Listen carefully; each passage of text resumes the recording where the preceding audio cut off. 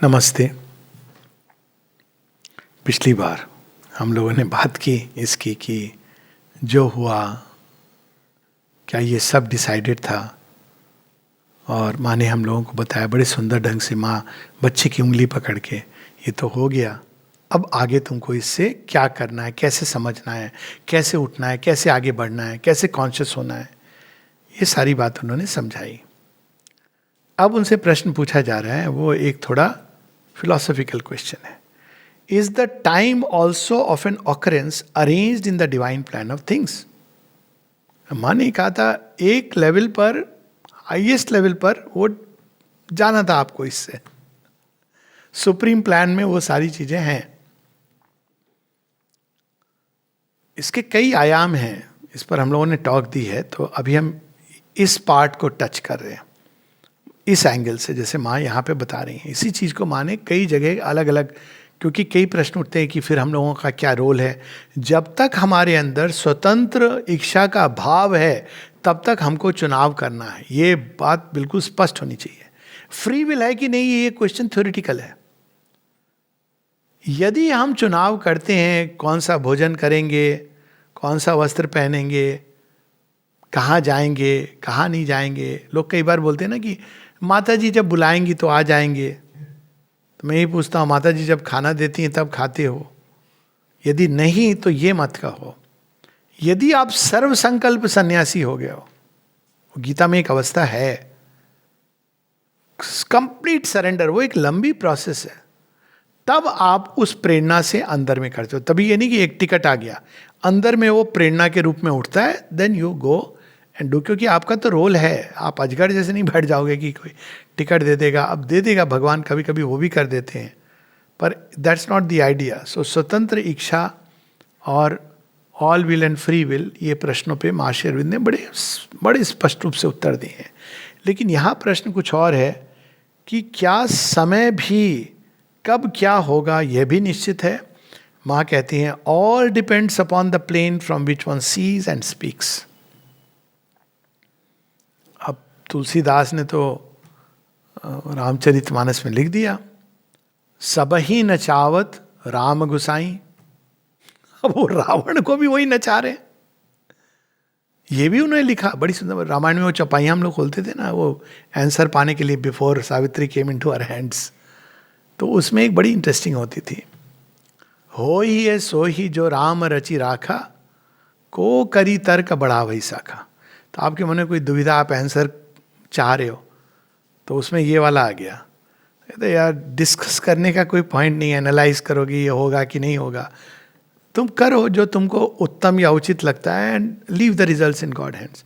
हो ही है सोई जो राम रचि राखा। अब राम ने कहाँ रचा है ये नहीं मालूम है, क्योंकि राम जी भी उसी प्रोसेस से गुजर रहे हैं, मानव देह धारण करके अपने ही सब कुछ लिख करके आए हैं। फिर कहते हैं now I will walk the saviour's way. हो ही है सोई जो राम रचि राखा, को करी तर्क बढ़ा वही शाखा। तो यहाँ पर all depends upon the plane from which one sees and speaks. There is a plane of divine consciousness in which all is known absolutely and the whole plan of things foreseen and predetermined.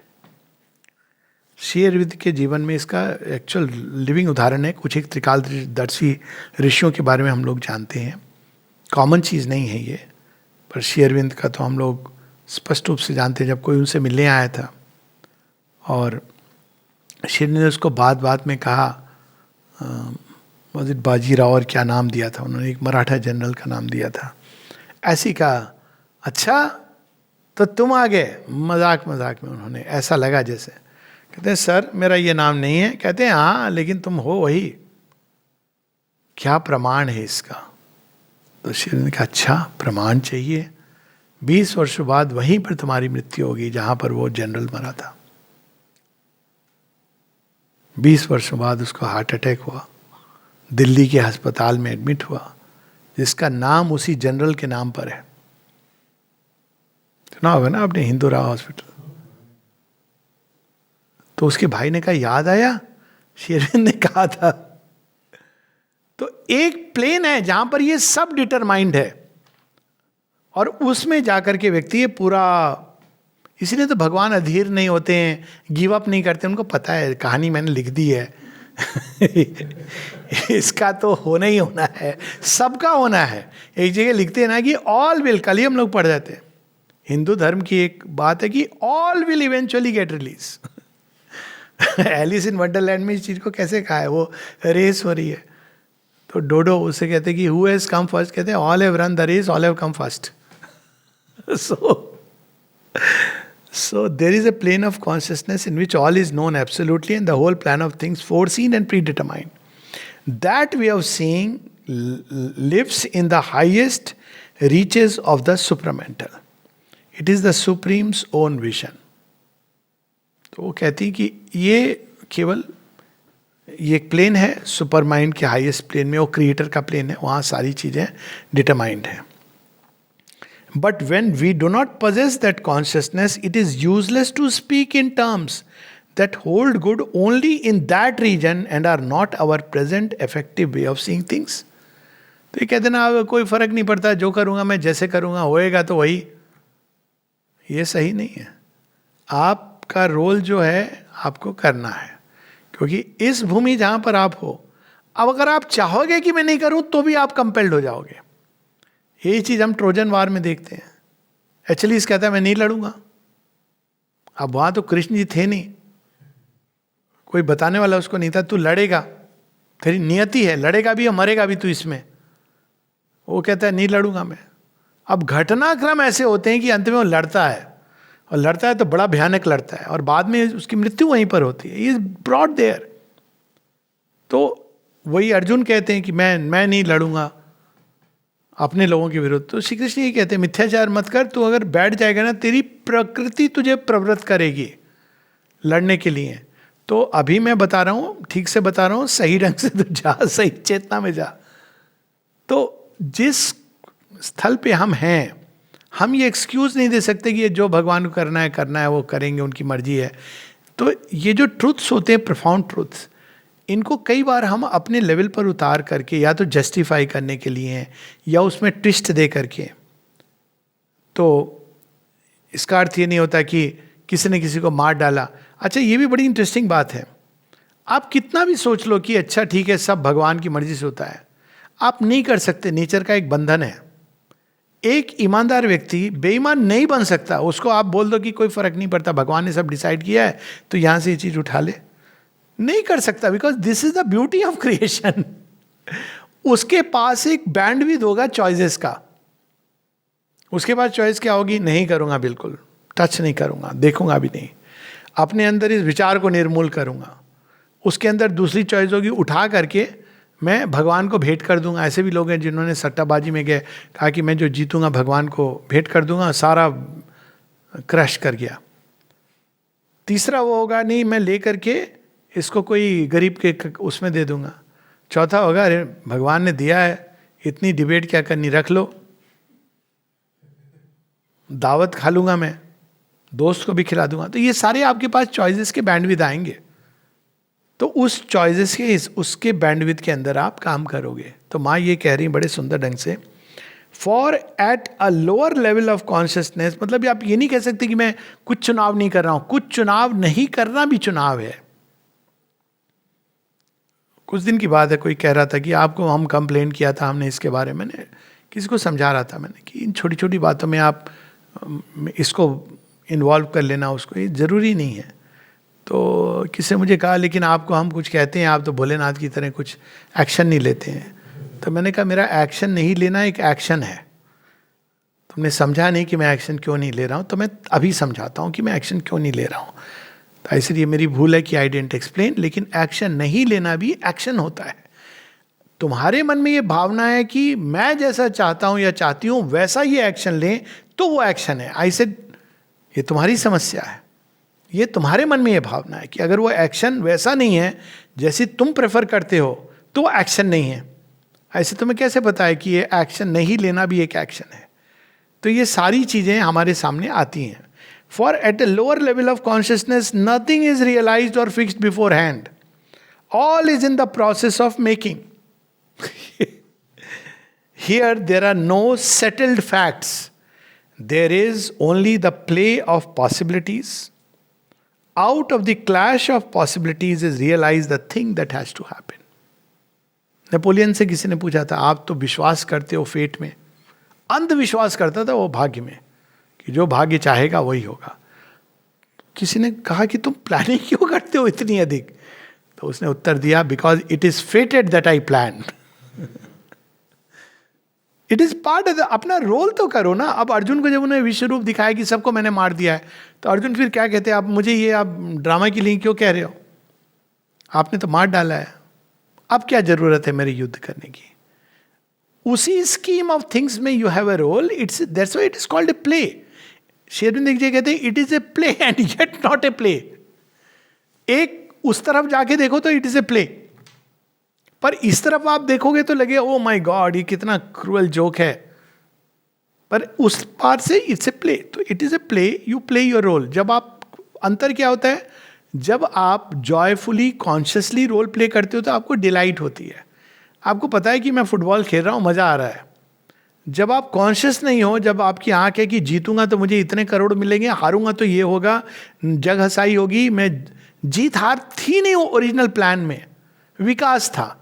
जब आप इसको भूल जाते हो तब आप दुखी होते हो, या आर्टिफिशियली खुश होते हो कि अरे आज मैं जीत गया. आज आप जीत गए, आप बड़े खुश हो रहे हो, पार्टी हो रही है. कल आप हारोगे तो उस समय आपको चिंता होगी कि जब मैं वापस लौटूंगा अपने देश में तो हमारा क्या हाल होगा. लेकिन जब आप ये जान रहे हो कि इट्स ए प्ले, तो प्ले क्या है, मुझे अपना बेस्ट खेलना है इसमें, I must give my best. तो आप डिलाइट में हो, जॉय में हो, आप अपना बेस्ट दे रहे हो. हार जीत का निर्णय आप नहीं कर रहे हो ये सोच लेना कि मेरे ऊपर हार जीत, पर सबसे जो आपका रोल है वो आपको बेस्ट करना चाहिए. क्योंकि यहां पर कोई सेटल फैक्ट नहीं है, यहां पर प्ले ऑफ पॉसिबिलिटीज है. अगर हर व्यक्ति ये जान करके जीवन को जिए तो ये जीवन बहुत जल्दी, अगर हम बाहर से देखें तो सुंदर हो जाएगा. हम लोग ये दो एक्सट्रीम ले लेते हैं. On this plane we can choose and select. We can refuse one possibility and accept another. We can follow one path, turn away from another. अब डिसाइडेड फिर क्या हुआ? डिसाइडेड ये हुआ कि आपको वहां पहुंचोगे. कैसे? जो रूट लोगे भगवान उस रास्ते से ले जाएंगे. हो सकता है वो आपको बोले, जैसे त्रिगत नरेश आ रहे थे तो अर्जुन, अब देखिए क्या अजीब कहानी है. त्रिगत नरेश जब आते हैं तो महाभारत की कहानी है, तो वो चैलेंज करते हैं. अब क्षत्रिय क्या करता है, चैलेंज हुआ है तो मैं लड़ूंगा. तो श्री कृष्ण कहते हैं नो, ये लार्जर कंटेक्स्ट को देख. तो क्षत्रिय हूं, कोई मुझे ललकारेगा तो मैं लड़ूंगा, ये तो मूर्खता वाली बात है. नहीं सुनते हैं. तो कहते हैं ठीक है, you go through that process. उसमें अभिमन्यु का वध हो जाता है. अब इस स्टोरी को आप कई लेवल्स पे देख सकते हो. अर्जुन की मूर्खता थी. अर्जुन अगर ये चुनाव करते तो अभिमन्यु बच जाता है ना, ये एक चीज है. दूसरे लेवल पे देखो, अर्जुन, अभिमन्यु की मृत्यु निश्चित थी और उस मृत्यु के साथ अभिमन्यु अमर हो गया. ये दोनों तरह से आप देख सकते हो. और अभिमन्यु के शौर्य की गाथा ही इसीलिए है क्योंकि उसने इस तरह वीरगति को प्राप्त हुआ. श्री कृष्ण जानते थे कि ऐसे ही होगा, लेकिन श्री कृष्ण ने फिर भी अपना रोल प्ले किया. अर्जुन को कहा मत जा. श्री कृष्ण जानते थे कि दुर्योधन मानेगा नहीं, पर गए शांति दूत बन के. तो you have to play your own part. वहां आपको चॉइसेस करनी है, वहां आपको सिलेक्ट करना है. And that we can do even though what is actually happening may have been foreseen and predetermined in a higher plane. तो you have to play your part, क्योंकि उसी से आपके इवोल्यूशन का द्वार खुल रहा है. हम जिस स्थान पे हैं, हमको वो रोल अच्छे से प्ले करना चाहिए. और जब हम अगर उसको सही ढंग से प्ले कर रहे हैं, एग्जीक्यूट कर रहे हैं, उस पूरा गीता का कर्म योग है इसमें. माँ कहती है you have to choose, no power is there which will choose for you. अगर आप नहीं चूज करोगे तो प्रकृति की शक्तियां चूज करेंगी. तो इस प्लेन का ये सत्य है. इस प्लेन पे आप ऐसे जियो. अब अगर आप सही ढंग से खेल रहे हो तो आप बहुत जल्दी उस सुप्रीम विजडम को एक्वायर करोगे. तब आपको पता चलेगा हाँ ये चीज़ जो हुई थी वो यूँ थी, ये जो हुआ ये इस तरह से है. और आप खेलोगे फिर भी, लेकिन अब आप कॉन्शियसली खेलोगे क्योंकि आपको खेल का प्रयोजन, मंतव्य पता चल गया है. The supreme consciousness knows everything beforehand, because everything is realized there in her eternity. But for the sake of her play and in order to carry out actually on the physical plane what is foreordained in her own supreme self, she moves here upon earth as if she did not know the whole story. She works as if it was a new and untried thread that she was weaving. ये क्यों करना पड़ता है? क्योंकि यही पद supreme consciousness ने ही decide किया है.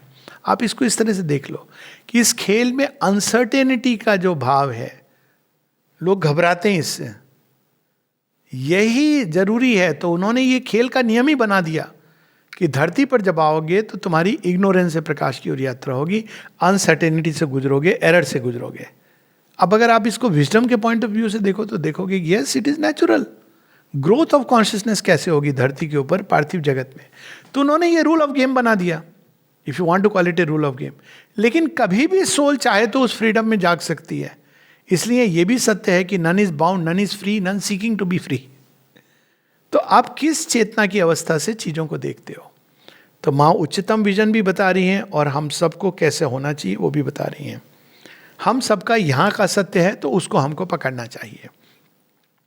It is this apparent forgetfulness of our own foreknowledge, apparent, in the higher consciousness that gives to the individual in the active life of the world his sense of freedom and independence and initiative. माँ कहती क्योंकि ये सत्य है कि ये चुनाव कहीं पर हो चुका है, इसलिए हमारे अंदर ये एक सेंस ऑफ फ्रीडम के रूप में प्रकट होता है.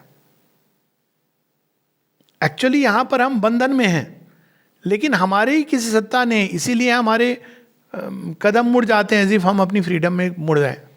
तो ये बड़ी इंटरेस्टिंग है, ये बड़ा कॉम्प्लेक्स प्ले. अब भगवान प्ले बनाएंगे तो साधारण थोड़ी बनाएंगे. भगवान की भी गरिमा है और हम लोगों की भी तो अपनी कोई मर्यादा है.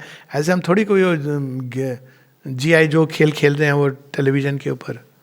मज़ा है इसमें कि दोनों बातें साथ साथ चलती हैं. एक जगह श्री अरविंद की लाइन है, there is a freedom that walks with every face of fate. The soul in man is greater than his fate. तो ऑलवेज, अब क्या होता है, ये अपीयरेंसेस आपके आत्मबल को विकसित करते हैं. अगर इस तरह से देखो तो ये सारी स्कीम क्लियर हो जाती है, ओरिजिनल स्कीम. आखिर किसी ने कहा है, किसी पोइट ने, ऐसो चतुर खिलाड़ी, कृष्ण जी के बारे में, ऐसो चतुर खिलाड़ी. बाद में सावित्री में आता है कि जब डेथ का पूरा मास्क जल जाता है तो कौन निकलता है अंदर से? वही जो उसके सामने पहले मास्क ऑफ टेरर पहनकर आए थे. वही कहती है, उनकी मुस्कान देख करके लगता है कि all suffering was an easy prize. तो वो दृष्टि धीरे धीरे हम एक्वायर करते हैं. These things in him are her pragmatic tools or devices, and it is through this machinery that the movements and issues planned and foreseen elsewhere are realized here. खेल का ये नियम है, तो उस नियम से जाकर हम नियम के पार फ्रीडम की ओर जाते हैं. किंतु इस नियम में भी फ्रीडम साथ साथ चलती है. वही चीज सोल के विजन से अलग प्रतीत होती है, इग्नोरेंट विजन से अलग प्रतीत होती है.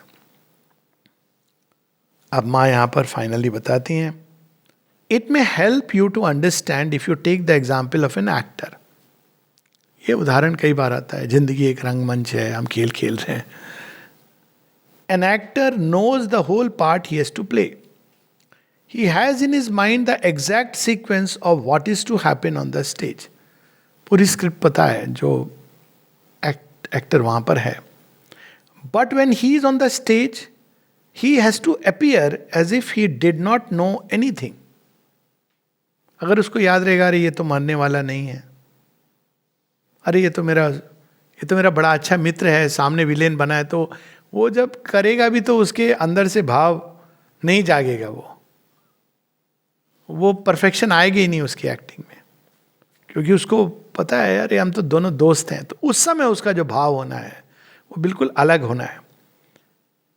He has to appear as if he did not know anything. He has to feel and act as if he were experiencing all these things for the first time.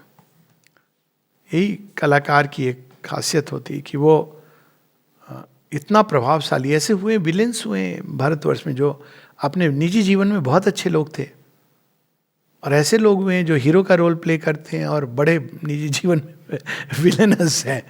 तो ये एक actor की एक खूबी होती है कि वो उस समय रोल के समय वो ये नहीं कर सकता है कि अच्छा पूरी कहानी तो पता है, अब उस समय उसको कंसंट्रेट उस लोकल पॉइंट पर करना है।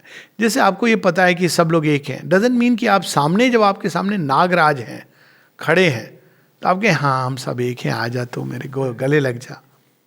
You can't do that. तो वहाँ पे आपको ये जानते हुए भी कि उसके अंदर भी भगवान है, आपको उस समय और स्थान की मर्यादा को ध्यान में रखते हुए और अपनी चेतना की अवस्था के अनुसार, आपके लक्ष्य के अनुसार आपको वहाँ पे चुनाव करना है। As if it was an entirely new world with all its chance events and surprises that was unrolling before his eyes. अंत में कहती हैं, freedom and fatality, liberty and determinism are truths that obtain on different levels of consciousness. चेतना की एक अवस्था पे freedom है, वही व्यक्ति के लिए दूसरी अवस्था में वो बंधन है। और इसको हम लोग ऑब्जर्व कर सकते हैं। आप देखिए, एक रोग का मैं एग्जाम्पल दे रहा हूँ आपको, शरीर का एक रोग हो गया तो एक अवस्था ऐसी होती है जब आप कहते हैं हाय क्या हो गया, आपके दर्द वर्द सब बहुत बढ़ के आ रहे हैं। उसी समय कोई अचानक आपको स्मरण कुछ दिला देता है, या आप अचानक चेतना के अंदर एक नीडल शिफ्ट हो जाती है, तो आप डिफरेंट हो जाते हो। ये क्या हुआ, क्या वो चीज़ तो वही है, आपकी शिफ्ट हो, अब आपके अंदर शिफ्ट होती है नीडल, तो उस पर भी प्रभाव पड़ता है। तो ये सारी ट्रिक यही है कि हमारी चेतना की नीडल कहाँ अटकी पड़ी है और उसको शिफ्ट करना is the real secret of life. It is ignorance that makes the mind put the two on the same level and pit one against the other. Consciousness is not a single uniform reality, it is a complex, it is not something like a flat plane, it is multidimensional. ये जो ज्ञान है भारतवर्ष का, इसीलिए religious teaching में इसको लोग नहीं समझ पाते हैं। भारत सनातन धर्म ने इस चीज को समझा है अलग अलग लेवल पे।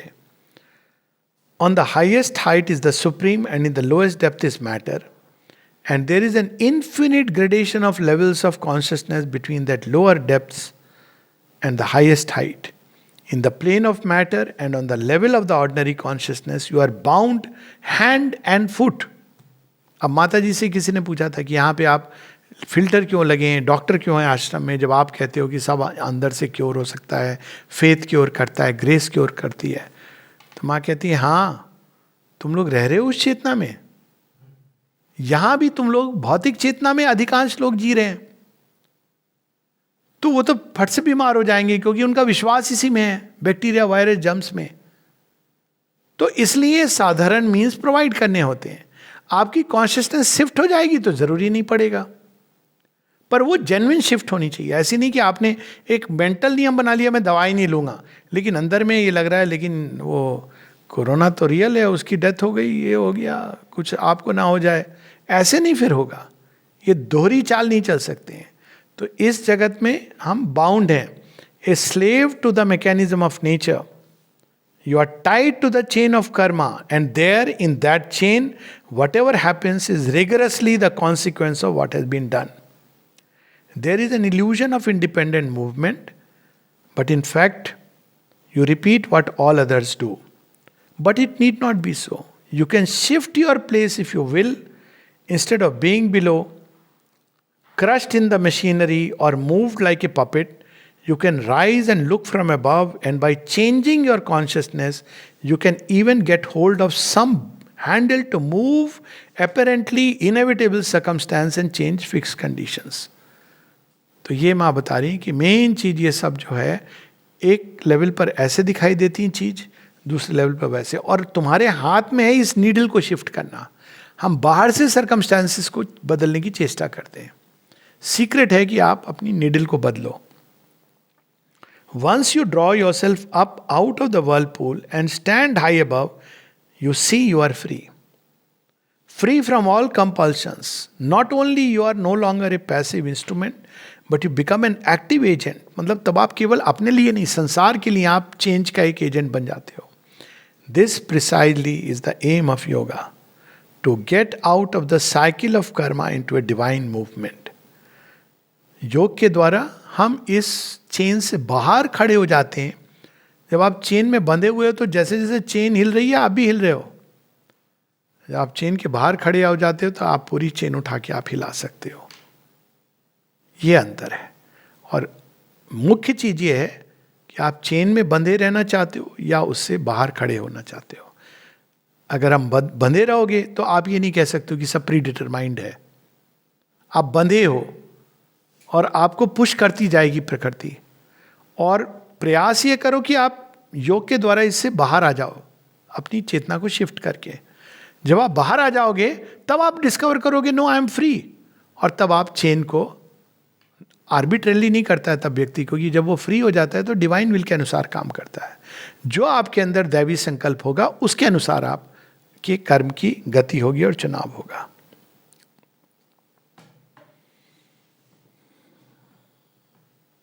नमस्ते.